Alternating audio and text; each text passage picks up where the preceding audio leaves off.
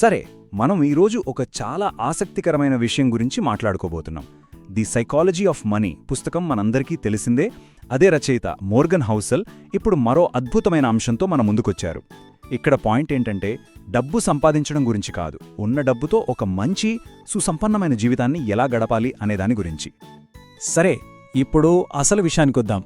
మనందర్నీ ఎప్పుడూ తొలి చేసే ఒక ప్రశ్న: నిజంగా డబ్బుతో సంతోషాన్ని కొనగలమా? సమాధానమేంటో తెలుసా? అవును. కానీ ఆగండి, ఇక్కడే ఒక చిన్న ట్విస్ట్ ఉంది. ఇది మనం అనుకున్నంత సింపుల్ విషయం కాదు. ఇందులో చాలా లోతైన విషయాలున్నాయి.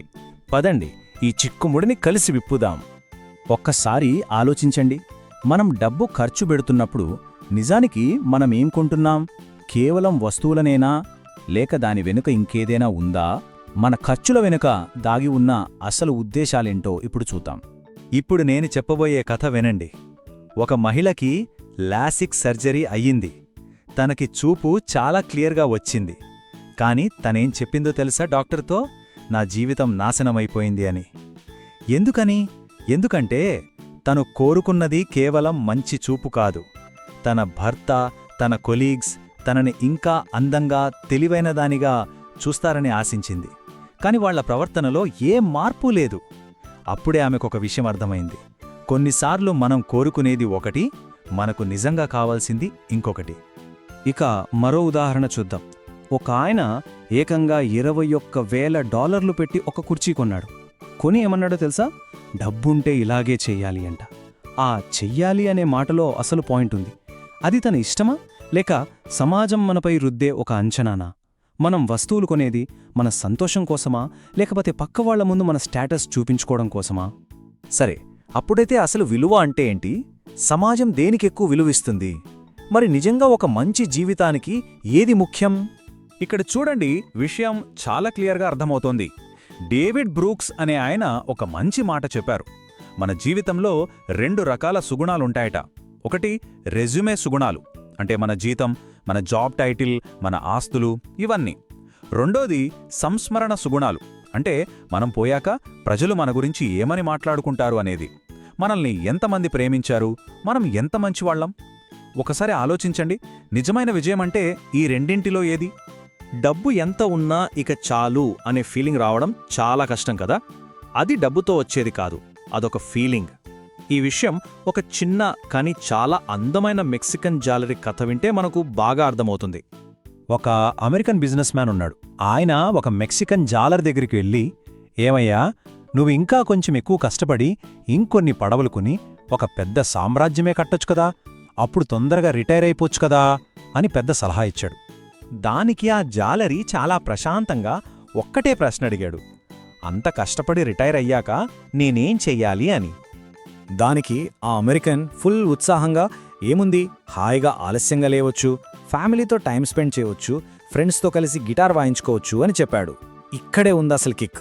ఆ జ్యువెలరీ అప్పటికే ఆ జీవితాన్నే గడుపుతున్నాడు. ఆ బిజినెస్ మ్యాన్ ఏళ్ల తరబడి కష్టపడి సాధించాలనుకుంటున్న ప్రశాంతమైన జీవితం ఈ జ్యువెలరీకి అప్పటికే ఉంది. ఇది మనందరికీ అనుభవమే. ఒక వస్తువు మన దగ్గర లేనప్పుడు దానిమీద ఆశ ఎక్కువగా ఉంటుంది. వచ్చాక దాని విలువ తగ్గిపోతుంది. మళ్లీ దాన్ని కోల్పోయాక బాధపడతాం.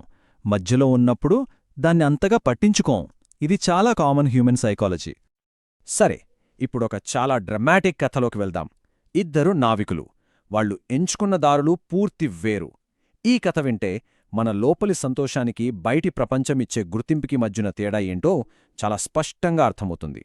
సంవత్సరం 1968, గోల్డెన్ గ్లోబ్ రేస్. ఇక్కడ మనకు 2 నావికులు కనిపిస్తారు. ఒకరు డొనాల్డ్ క్రోహస్ట్. పక్కవాళ్లు తన గురించి ఏమనుకుంటున్నారు అనే దానిమీదే బతికాడు. ప్రపంచాన్ని ఇంప్రెస్ చేయాలి, అంతే. రెండో వ్యక్తి బెర్నార్డ్ మోయిటెసియర్. ఇతను బతికింది తన కోసం. సీలింగ్ అంటే ప్రాణం. తన ఆత్మను కాపాడుకోవడమే తన లక్ష్యం. వారెన్ బఫెట్ భాషలో చెప్పాలంటే, ఒకరిది ఔటర్ స్కోర్ కార్డ్, మరొకరిది ఇన్నర్ స్కోర్ కార్డ్. క్రోహర్స్ట్ కథ ఒక ట్రాజిడీలా సాగుతుంది. అసలు ప్రయాణానికి సరిగ్గా లేని పడవతో రేస్ మొదలుపెట్టాడు. గెలవలేనని తెలిసిపోయి ప్రపంచాన్ని మోసం చేయడం మొదలుపెట్టాడు. ఫేక్ లొకేషన్లు పంపేవాడు. కాని విధి చూడండి, రేసులో ఉన్న మిగతా వాళ్లు ఒక్కొక్కరే వెనక్కి తగ్గటంతో క్రోహర్స్ట్ గెల్చేలా కనిపించాడు. కాని ఇంగ్లాండ్ తీరం దగ్గర పడుతున్న కొద్దీ ఆ దొంగ కీర్తి ఎక్కడ దొరుకుపోతానో అన్న భయం అతన్ని పిచ్చివాడిని చేశాయి. చివరికి ఏమైందో తెలుసా? సముద్రంలో మాయమైపోయాడు. అతని ఖాళీ పడవ మాత్రమే దొరికింది. ఇక మాయిటెసియర్ విషయానికొస్తే అతను గెలుపుకు చాలా దగ్గరగా ఉన్నాడు. ఎవరైనా అతని ప్లేస్లో ఉంటే ఆ కప్పు గెలవడానికే చూస్తారు. కాని ఇతను ఒక షాకింగ్ నిర్ణయం తీసుకున్నాడు. రేస్ ఆర్గనైజర్స్కి ఒక మెసేజ్ పంపాడు. నేను సముద్రంలో చాలా సంతోషంగా ఉన్నాను, నా ఆత్మను కాపాడుకోవడానికి పసిఫిక్ దీవుల వైపు వెళ్తున్నాను అని. అంతే, రేస్ను మధ్యలోనే వదిలేశాడు. డబ్బు, కీర్తి అన్నిటినీ కాదని తన మనశ్శాంతిని ఎంచుకున్నాడు. అయితే ఇంతకీ మనకు ఆనందాన్ని ఇచ్చేదేది? దీనికి జవాబు కాంట్రాస్ట్, అంటే వైరుధ్యం. ఈ పాయింట్ అర్థం కావాలంటే కొత్తగా కంటిచూపు వచ్చిన ఒక వ్యక్తి కథ వినాలి. మైకేల్ మే అనే వ్యక్తికి 46 వయసులో సర్జరీ తర్వాత మొదటిసారి కంటిచూపు వచ్చింది. ఆయన హాస్పిటల్ లాబీలో నడుస్తూ కింద ఉన్న ఒక మామూలు కార్పెట్ని చూసి ఆశ్చర్యంతో అరిచాడు, "ఆ ఆకారాలు చూడండి, ఆ రంగులు చూడండి" అని. ఆలోచించండి, మనం రోజు చూసి పట్టించుకుని ఆ కార్పెట్ ఆయనకొక అద్భుతంలా అనిపించింది. దీన్ని బట్టి మనకేమర్థమవుతుంది? సంతోషమనేది మన దగ్గర ఎంత ఉంది అనే దానిమీద ఆధారపడి ఉండదు, మన అంచనాలకి వాస్తవానికి మధ్య ఉన్న గ్యాప్లోనే ఉంటుంది. ఫేమస్ సైకాలజిస్ట్ కార్ల్ యూంగ్ కూడా ఇదే చెప్పారు. ఆయన ప్రకారం సంతోషంగా ఉండటానికి కొన్ని ముఖ్యమైన విషయాలున్నాయి. మంచి ఆరోగ్యం, మంచి ఫ్రెండ్స్, ఫ్యామిలీ, ప్రకృతిని ఆస్వాదించడం, మనకు నచ్చిన పని చేయడం, ఇంకా జీవితం పట్ల ఒక ఫిలాసఫికల్ పాయింట్ ఆఫ్ వ్యూ. ఒక్క విషయం గమనించారా? ఈ లిస్ట్లో ఎక్కడా కోటానుకోట్ల డబ్బు గురించి లేదు. కాబట్టి ఇవన్నీ విన్నాక చివరిగా మిగిలే ప్రశ్న ఒక్కటే: అసలు ఒక సుసంపన్నమైన జీవితమంటే నిజంగా ఏంటి? ఈ ప్రశ్నకు ఒక్కొక్కరి దగ్గర ఒక్కో సమాధానం ఉండొచ్చు. ఒకే సమాధానం అంటూ ఏదీ లేదు. కాని మన సమాధానాన్ని మనం వెతుక్కోవడం మాత్రం చాలా ముఖ్యం.